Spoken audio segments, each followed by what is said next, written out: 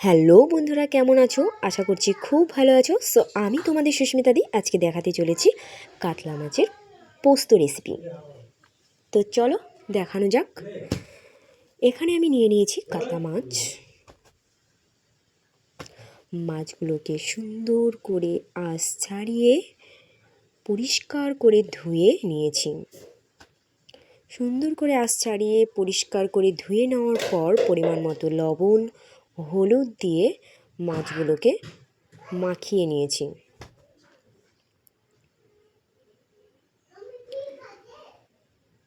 খুব সুন্দর করে মাখাতে হবে যাতে লবণ এবং হলুদ মাছের মধ্যে ঢোকে।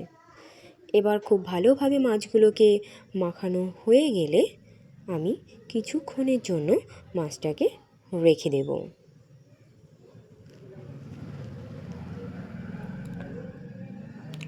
আর এই দিকে আমি কড়াইতে তেল দিয়ে মাছগুলোকে এপিট ওপিট করে হালকা করে ভেজে নেব। মাছগুলোকে এপিট ওপিট করে হালকা করে ভাজা হয়ে গেলে তুলে নেব। আর হ্যাঁ বন্ধুরা, যদি আমার এই রেসিপিটি তোমাদের ভালো লেগে থাকে তাহলে অবশ্যই লাইক, কমেন্ট, শেয়ার করো আর সাবস্ক্রাইব করতে একদমই ভুলো না। আর এখানে আমি পরিমাণ মতো পোস্ত নিয়ে পেস্ট করে নিয়েছি। আর এই কড়াইতে পরিমাণ মতো তেল দিয়ে পেঁয়াজ এবং কাঁচা লঙ্কাগুলোকে লাল লাল করে ভেজে নেব।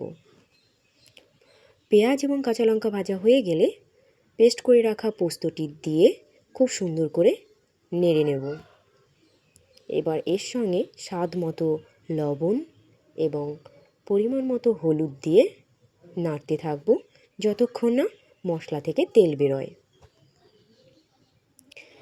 এবার তেল বেরিয়ে আসলে মাছগুলোকে কড়াইতে সুন্দর করে সাজিয়ে দেব।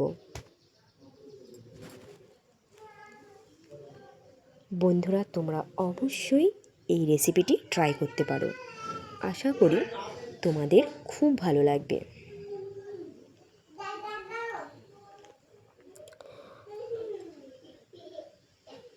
মাছগুলোকে সুন্দর করে কড়াইতে সাজানো হয়ে গেলে একটা ঢাকনা নিয়ে ঢেকে দেব। কিছুক্ষণ ঢেকে রাখার পর ঢাকনাটা তুলে নেব। তুলে নেওয়ার পর মাছগুলোকে উল্টিয়ে দেব। মাছগুলোকে উল্টানো হয়ে গেলে কিছুক্ষণ ফুটিয়ে নেব। আর ফোটানো হয়ে গেলেই আমাদের কাতলা মাছের পোস্ত রেডি হয়ে যাবে। তো এখানে আমাদের কাতলা মাছের পোস্ত রেডি হয়ে গেছে।